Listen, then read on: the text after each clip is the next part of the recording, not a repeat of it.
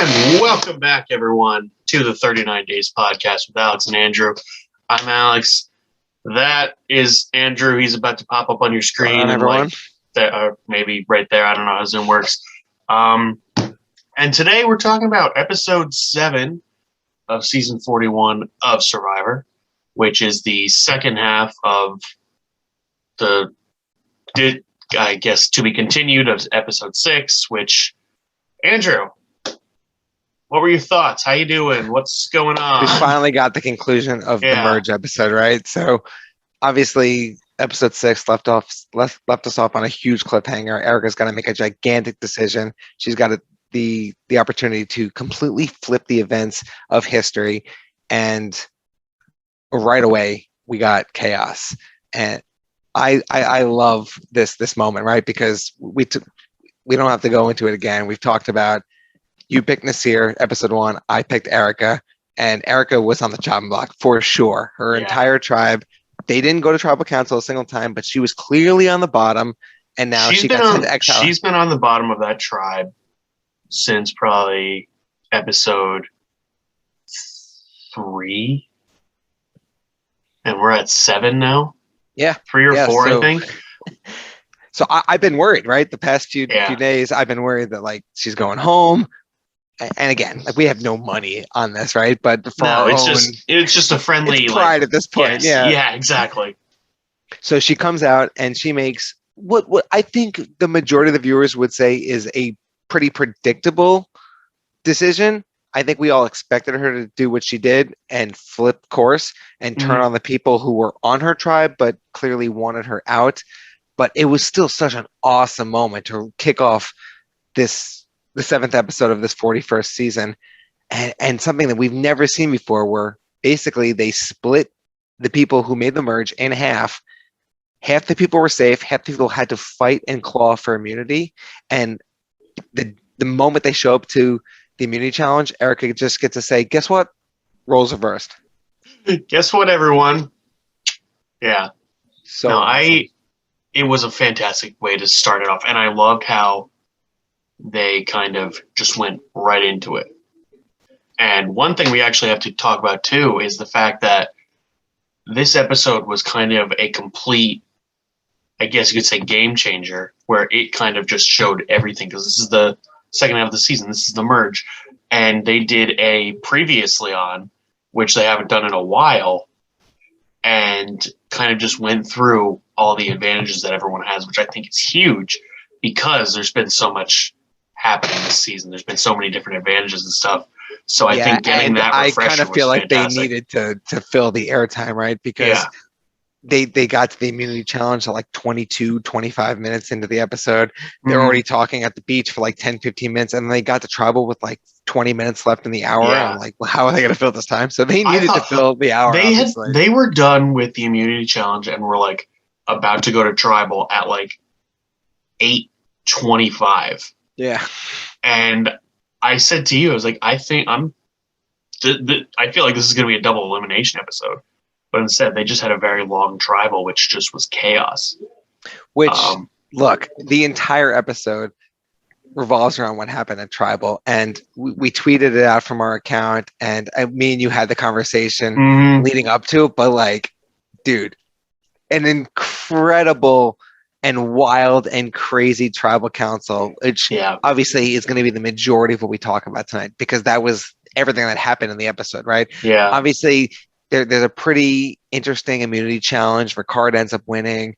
Evie almost won. Sydney almost won. But Ricard ends up coming out ahead. And I feel like that took a little bit of interest out of what would have happened at tribal, because we talked about last week, like, is Shan going to flip on Ricard right away because it was some bad blood? Well, I mean, just because he won this time doesn't mean that she can't do that again. Right, but going into this tribal, he was safe, and immediately they worked together again, whatever, blah, blah, blah. But everything that happened in this entire episode revolved around tribal, and what a crazy and wild episode it was. Yeah, so obviously Liana has this advantage, and originally only Shan was supposed to know. Shan leaked it which we talked about last week, and kind of outed Liana in front of Tiffany. Yeah, and you And said we're that like, was well, what's going on? arguably I think that was Tiffany's going to work together. What's going on? yeah, And and you said Tiffany, that was Shan's like first big mistake of this whole thing, where she kind of just said it right in front of her. And there was a point, I think, where I think it was Shan was angry at Liana for Tiffany telling Xander about the advantage yeah, or something like that. And I was like, what did you expect? You told someone who you had no trust in at all. But she was standing right there yeah. just because Liana knew her. And Like, I don't think Tiffany knew the extent of the Liana and Shan alliance. Like, obviously, yeah, she knew they got to go do this adventure together, but the viewers know that they met together for like an hour, as far as we yeah, know, and they already have like a final two alliance. Like, they're yeah. solid, those two, but no one else knows that. Tiffany has been working with Liana since day one. They've been on the same original tribe, Hmm. and she thinks that they're together. And when she hears like, oh, hey, cool, you have an advantage you didn't tell me about, immediately she's like, well, what's going on? Like, are you hiding information from me? She made that whole, I'm a teacher.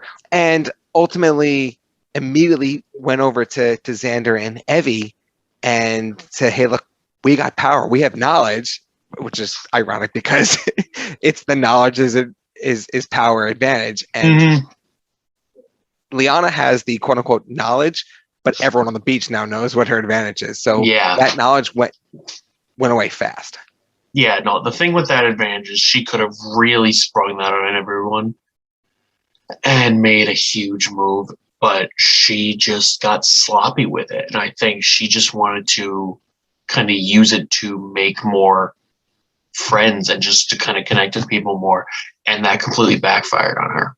Like, it's okay with her telling one person because in order to, coordinate how they're going to actually pull this off.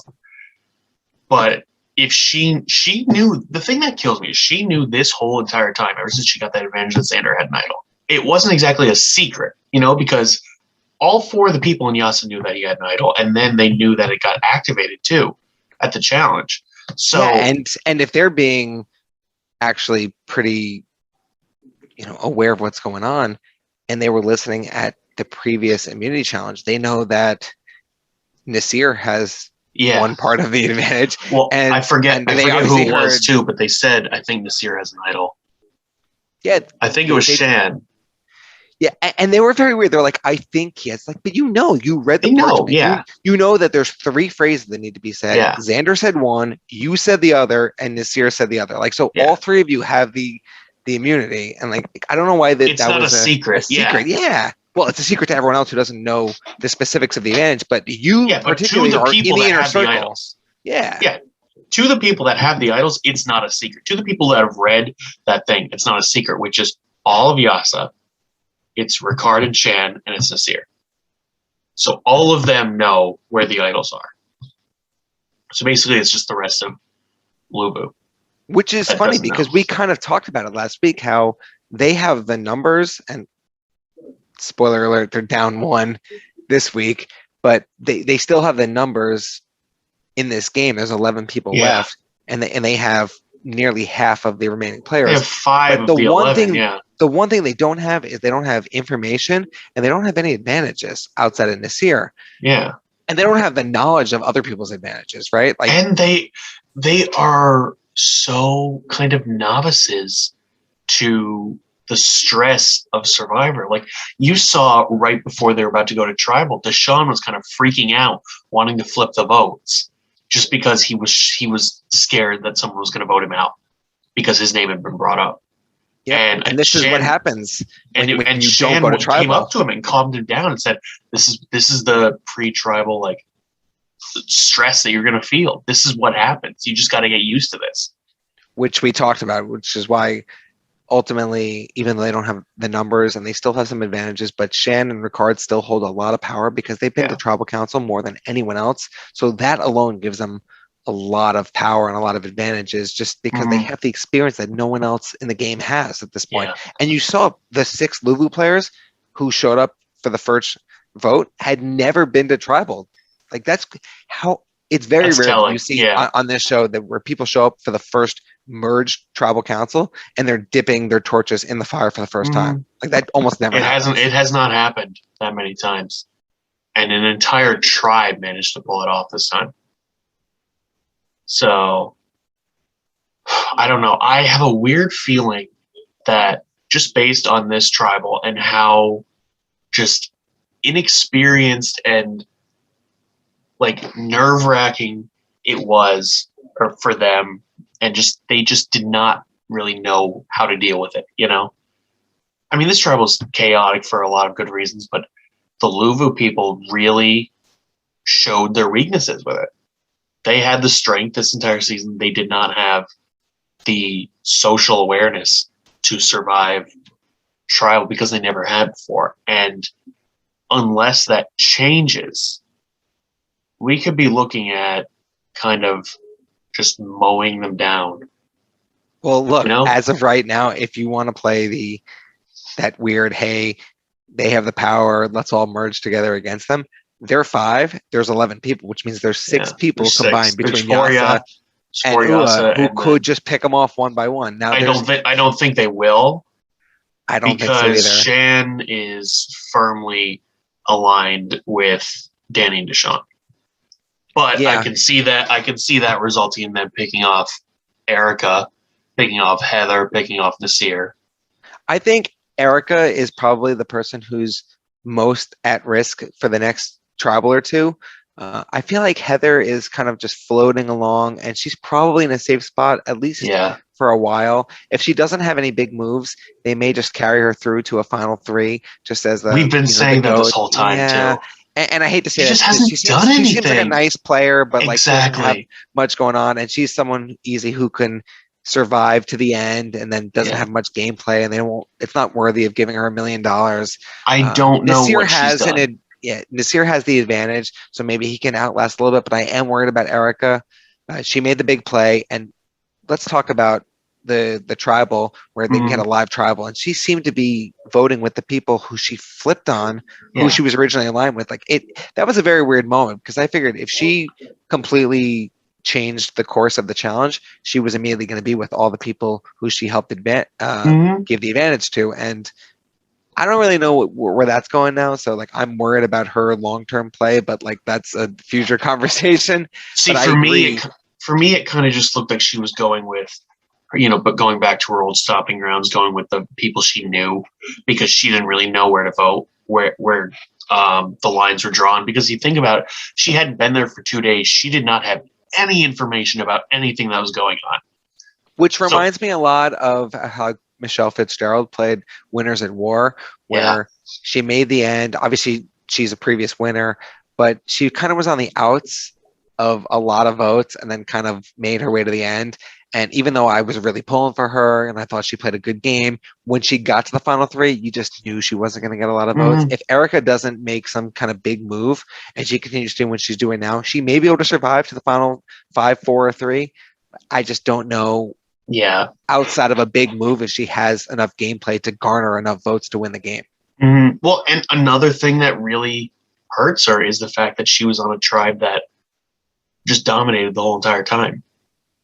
The people that are on these tribes that just dominate like this, at least from what I can tell, the ones that kind of just float along and don't try and make moves while they're dominating and stuff, are the ones that really struggle, because they don't have anything to commend themselves for. Yeah, I mean, think about the other 6 people. Shannon Ricard. We've been saying Shannon's looked like the winner of this season for this whole entire pod. Ricard's same type of thing. The others, Anyasa, kind of. Xander and Evie both definitely have it. Liana does. Tiffany's kind of a little bit less, but I can still see her pulling something off. She kind of has the awareness to pull something off if she needs to.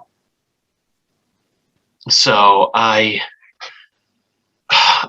don't know what to think for both Erika and for Heather. because both of them, especially for Heather, it just seems like they're not. It's a little too late for them to do anything. I wouldn't say it's too late because there's still 11 people left in the game. There's plenty of time to make a big move.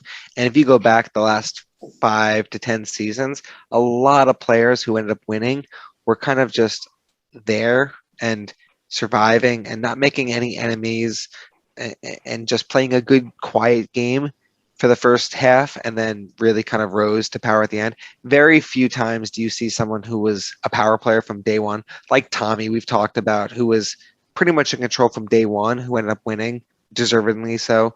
But I don't know if it's too late for Heather or Erika to make a big move, but I agree that they are falling behind a little bit. Yeah. And it is going to require something cataclysmic to happen in the next few episodes, which is certainly possible, but we're going to need to see that before we can anoint them. They're going to have to play a lot of catch up if they're going to even have a chance. Right. And obviously with Nasir, he has the power of the immunity still, and he can use that to his advantage. Xander, we've talked about, has the immunity idol, and he has an extra vote.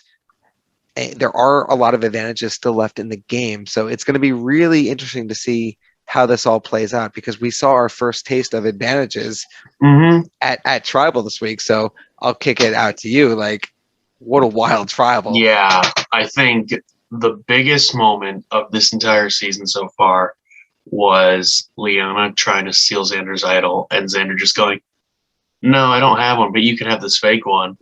Dude, like, that was iconic. That was amazing.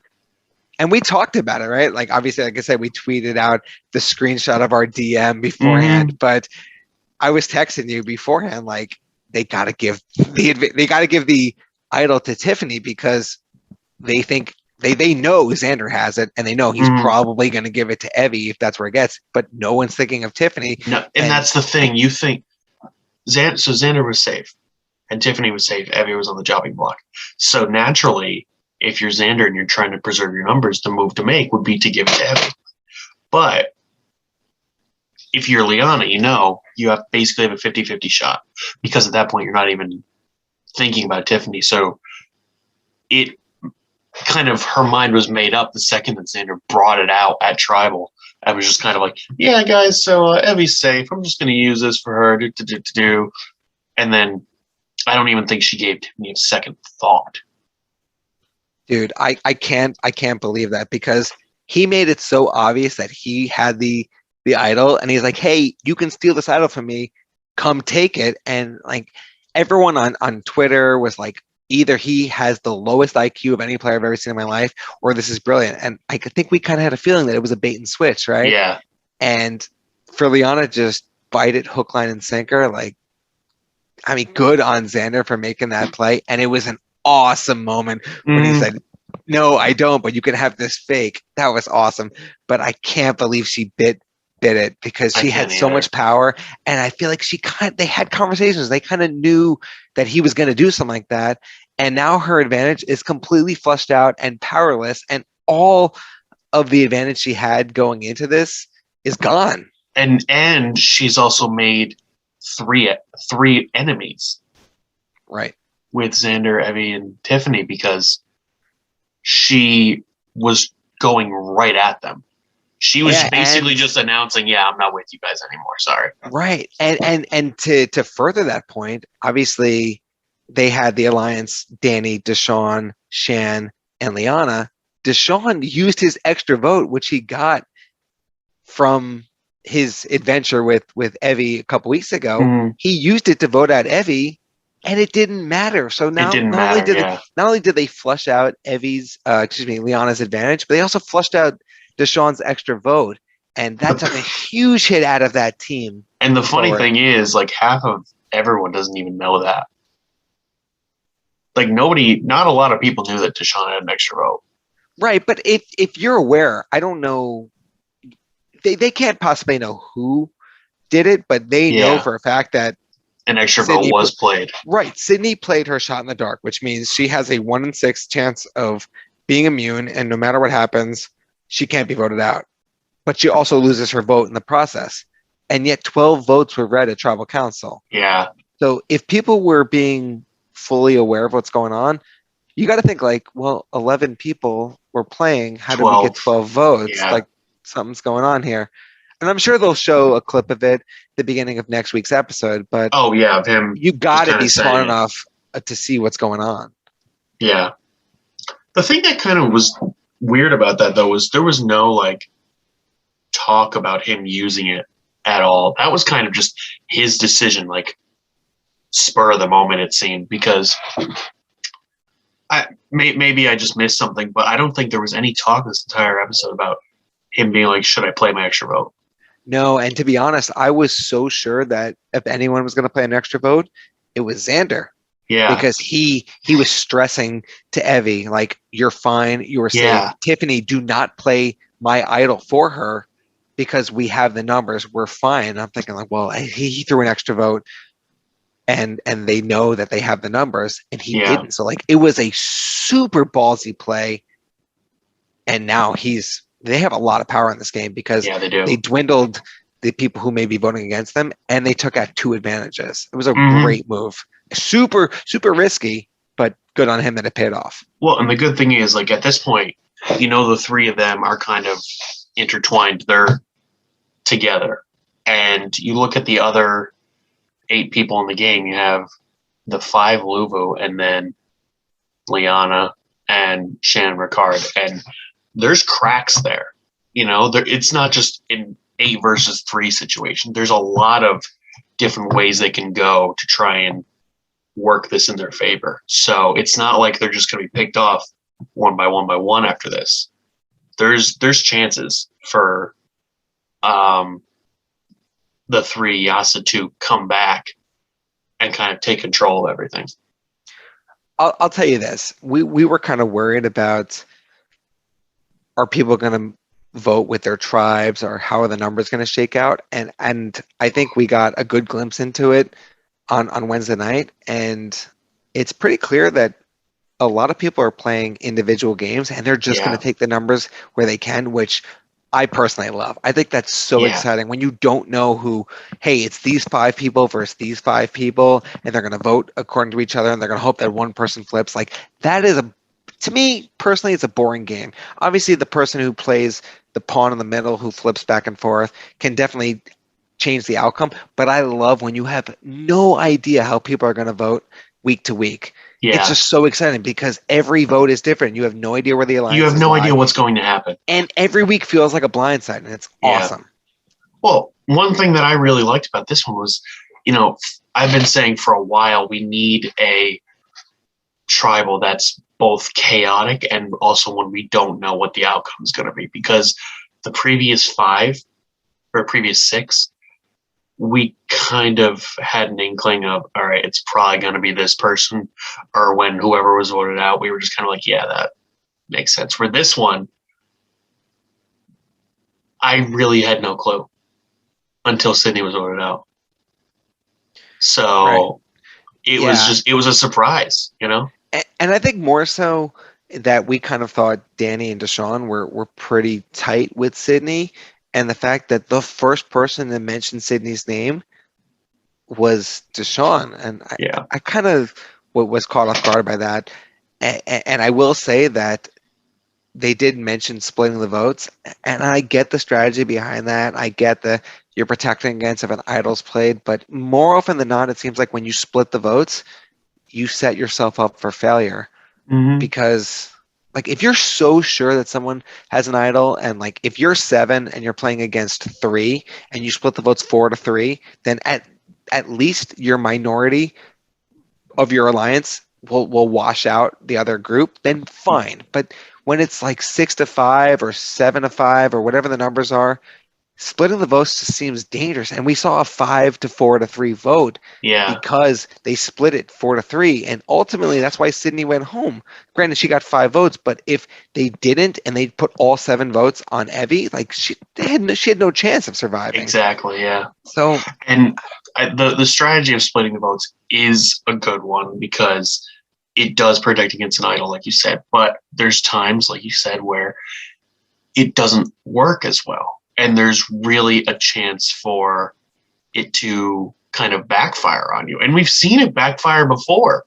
There's been times where they split the votes and someone used an idol and it just like it wasn't enough. Like think about it. If they had split the votes and all right, say for argument's sake, Sydney's shot in the dark gave her immunity. It would have been Evie going home. Or say all of a sudden Evie played, or not Evie, Deshaun played an idol. You know, it's just so many different things that can happen that you don't see. It's when you split the votes. You said Evie. Like, what if Tiffany played Xander's idol for Evie? Then yeah. And could you imagine if that happened and Sydney's shot in the dark happened and there was 3 votes out of 11 that counted, 3 votes out of 12 that counted, and it was all for Deshaun? Like that'd have been insane. Yeah, so, exactly. Yeah, there's definitely some strategy into splitting the votes, but more often than not, like I said, I just feel like you're endangering your majority. Like you have the numbers, take advantage of the numbers. Yeah. You have to be 100% sure that one of the 2 people you're voting for is playing an idol, and that you still have the numbers, even if that person plays an idol. Yeah, it's splitting the votes it's a good strategy, but it's not. It shouldn't be the go-to whenever you have a numbers advantage like that. It should be one where, all right, between these 2, there's a good chance one of them plays an idol. Let's just split them so that one of them goes home. When there's as much as uncertainty as there was, splitting them makes no sense because you don't know what's going to happen. Yeah, so ultimately, I think we were pretty shocked that Sydney went home. We did talk about this when we were texting about it beforehand. Like, if these 3 or 4 people went home this week, it wouldn't be a big surprise. But just the way it all played out, it did shock me just because I thought that she was in on the numbers, and I thought that the people she thought she was aligned with would vote with her, and that the way the episode went, it didn't seem like. Under. Well, and the thing that killed me was at the end when it was the live tribal, it was everyone from Luvu plus Shan Ricard on the one side, and then it was Xander, Evie, Tiffany, and Sydney on the other side. Like they just completely ostracized her. Yeah, and at that point you should have known, like, hey, Sydney is sitting on a group of people that have the clear minority of the numbers. Like she might be at risk. But man, at the least, I'm happy that we got to see the shot in the dark advantage be played. Yeah, I am too, and you know, I do actually feel bad for her just because that was such a disheartening way to go out. You know. Yeah, just for kind sure. of being the victim of just paranoia. Yeah, because they didn't that's want the worst. Yeah, they didn't want to risk Tiffany using Xander's idol for Evie, so they just went with Sydney. I hate that for the people who finish 9th, 10th, 11th, whatever it may be, who end up going out at the beginning of the merge just because of some crazy vote, like Dan, if you remember a couple seasons ago, who got sent on because of the idol nullifier, which they haven't used again since. Like weird stuff. Like who knows where they would have been able to go later in the game.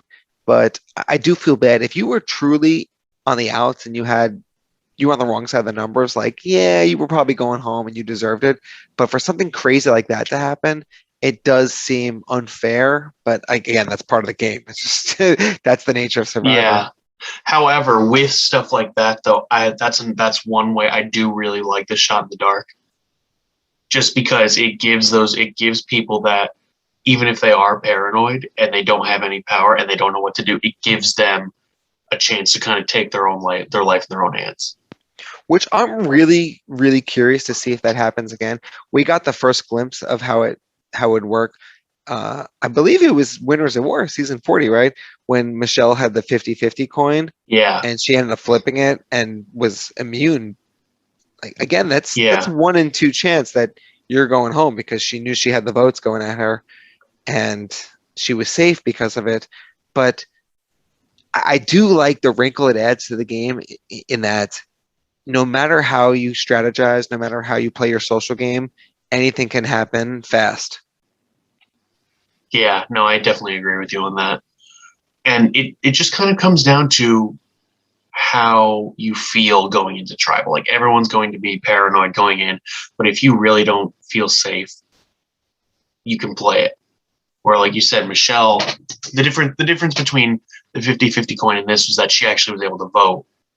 And I think that taking away your vote as a way to kind of sacrifice your or not sacrifice your life, sacrifice your vote to maybe be safe is a good exchange.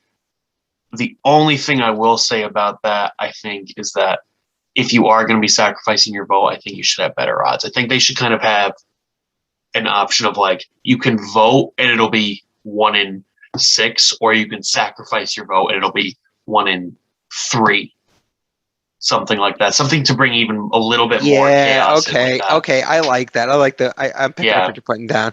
I do agree that completely sacrificing your vote and having a pretty poor chance at immunity does seem unfair, but at the same time, if you're gonna just roll a dice, pick up a random scroll, whatever it may be, and you didn't earn immunity in the challenge, then you could just get it. There yeah, has to be some larger repercussions. And let's yeah. talk about that immunity challenge. Like Sydney was right there.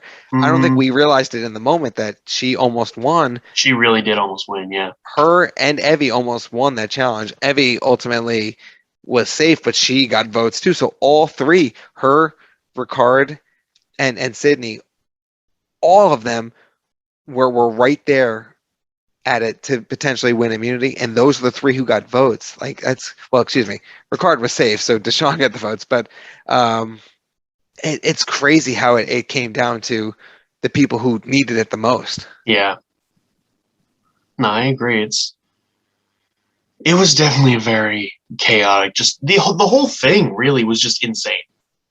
You know, there was so much that happened this episode, and it was one of the type. It was the type of episode that we've been enjoying because it was a lot more people being themselves and just trying to work things out, and the advantages being complements to what they were doing. So obviously next week there's going to be another twist coming. Obviously, with every week Jeff teases something in game within a game, but like, how do you see the advantages that are still in play playing out, and where do you see people voting after what happened last week? So we'll start with voting. I think it's going to be a lot more voting blocks, and I think that it's going to be a lot more week to week. Like, all right, who do we think needs to go this week? And on the preview, they did kind of show that it was very chaotic. Everyone's name was up in the air. It was a lot of just paranoia and stuff. And I think it's going to be a lot more who is kind of the flavor of the day for that episode. You know, who's kind of showing up and showing that they can be the winner, and that's who's going to be the focus. It's not going to be just the five Luvu and Shannon Ricard just picking off the four Yasa or picking off Shannon Ricard. It's not going to be as cut and dry as that.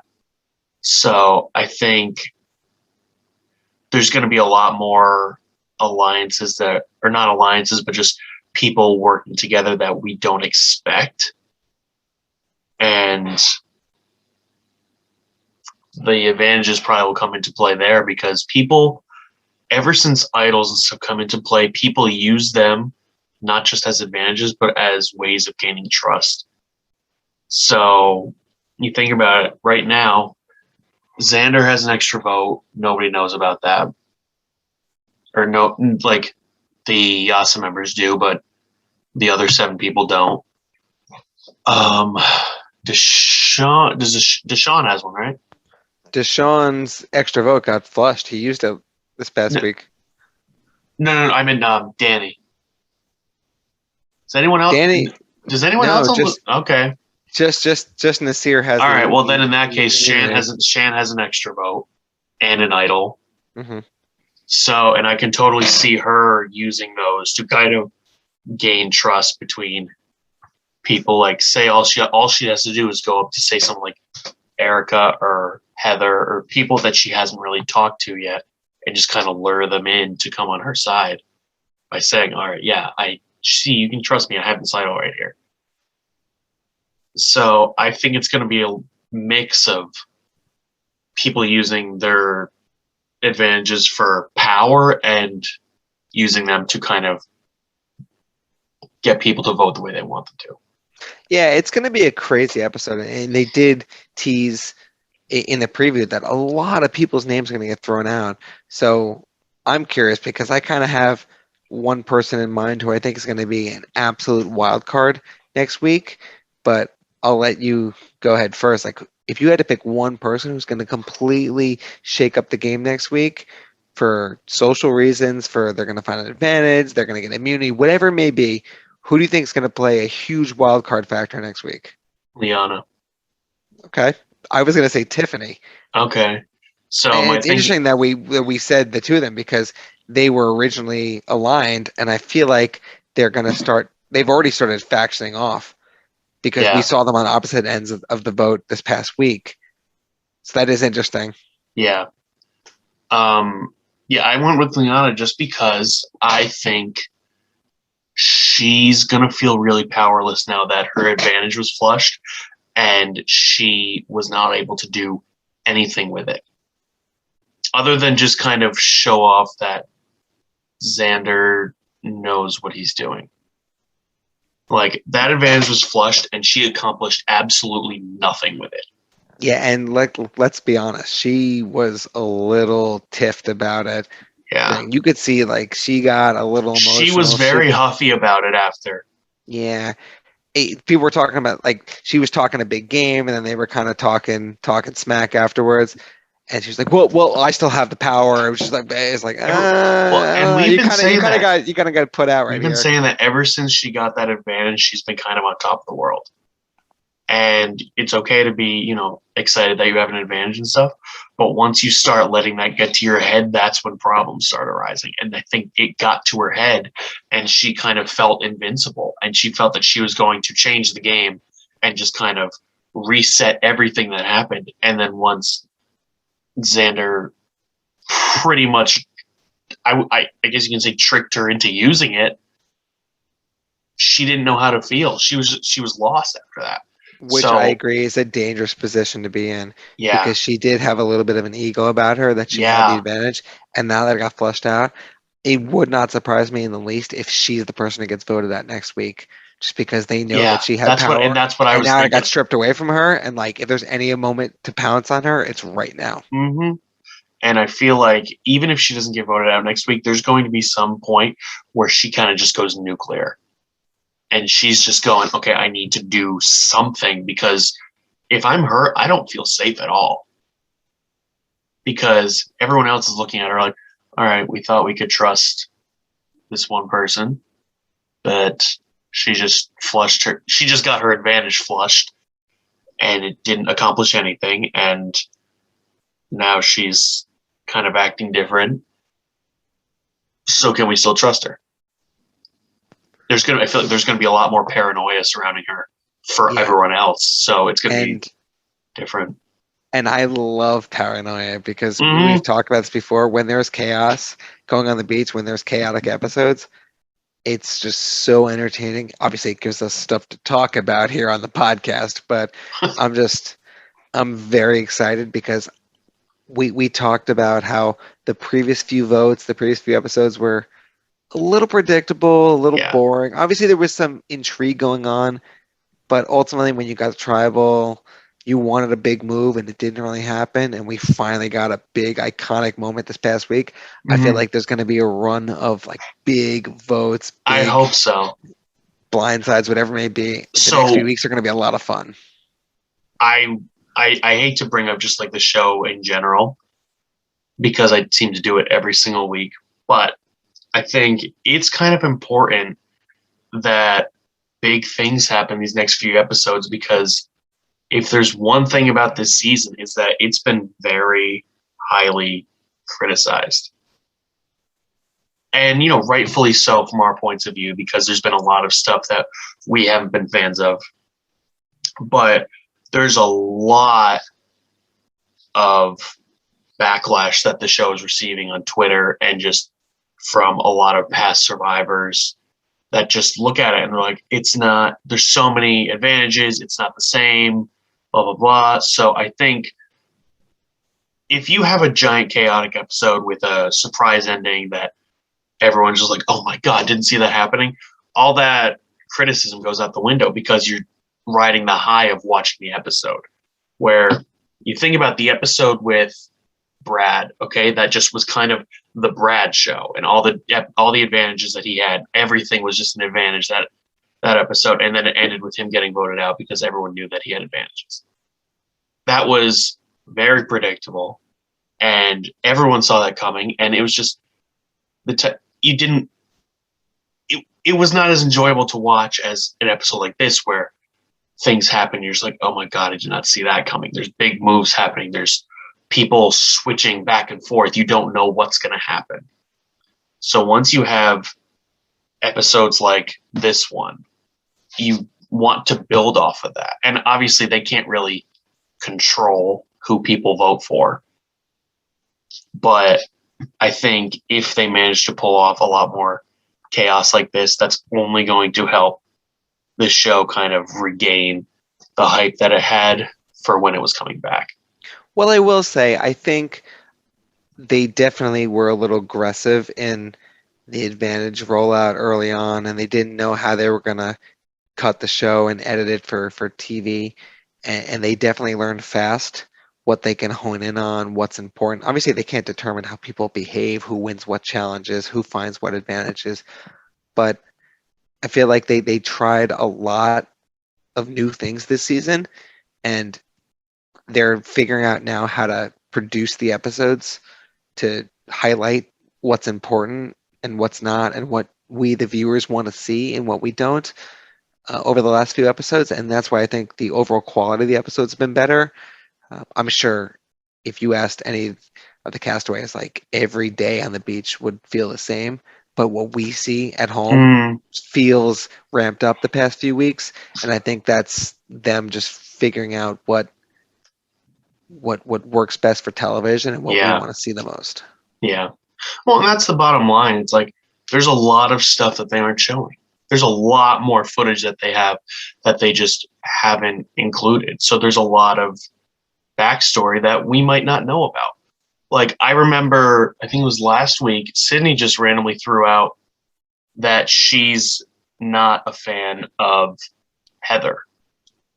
And it was just kind of thrown out there, you know, just random. So, yeah, there's a lot of stuff that we don't know. There's a lot of stuff that, you know, the people on the show don't know. So, I don't know. I just hope that this is not just kind of a one-time thing. This is kind of the standard for the rest of the season, and that we keep on coming back for every single pod where we're like, man, that was crazy. We don't know what's going on like we did for this one, you know? Yeah, I'm going to go ahead and be optimistic here and say I think that's where it's going to be. I think you hit a point in the season where the production, the intrigue, the intensity of what's going on can only go up. So I think we're at that point where from here on out it's just going to be good episodes the rest of the way. But I do think a good place to wrap it up tonight would be like we talked about last week. Who do you think is going to be like an up and comer? And we mentioned Xander and Evie, who obviously played a huge role in last week's episode. So not next not week, to pat ourselves on the back or anything, but we completely called it. It's fine. But moving into next week, who, if you just got to throw a name out, who do you think is going to play a huge role in either the vote, in potentially winning immunity and upsetting the way they were originally going to vote? Like, who's going to play a big role in next week's episode? Just shot in the dark. I'm going to say Nasir. I'm going to say he's going to get a little bit of heat on him just because people are going to try and vote him out or just kind of bring his name up. And then I'm going to say he wins immunity. Okay, so Nasir is going to get a lot of attention, but he's going to win immunity, and he's going to get to back pocket his immunity idol. Yeah. That's spoken like someone who has a lot of money riding on him winning. I don't know what you're talking about. No, if I had to throw a name out, I think Tiffany, and I may have mentioned her earlier, but You did, yeah. I feel like things are setting up for her to really step up her game because she was kind of along for the ride on the Yasa tribe. They started off really slow, but they did win a couple of immunities at the end. And I feel like she's going to be emboldened by what happened last week. The fact that Xander and Evie are in her corner, that they trusted her enough to hold the immunity, and that the three of them are now working together pretty solidly. Yeah. And they have Xander's extra vote, and they have Xander's idol. And I feel like Tiffany can use that to her advantage.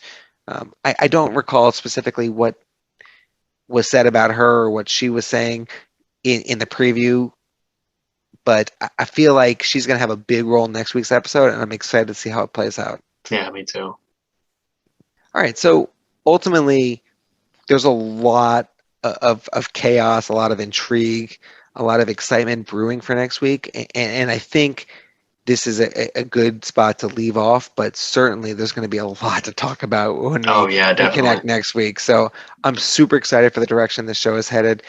Last week's episode gave us a lot, like a nice platform to build off of. There was definitely a slower burn to start the season, but moving forward, there's going to be a lot of intrigue, and I cannot wait to Yeah. see how it's all gonna play out. Yeah, me neither. It was first few episodes there were some slow parts, but now like you said, there's been a lot more enjoyable things to watch and a lot more chaos. And we've said all along, we enjoy some chaos on this show. So Yep, for sure. yeah. Chaos gives us things to talk about. Again, so for Alex and Andrew, this has been the 39 Days podcast, and this has been such an enjoyable ride. We can't wait to catch up with you guys again next week.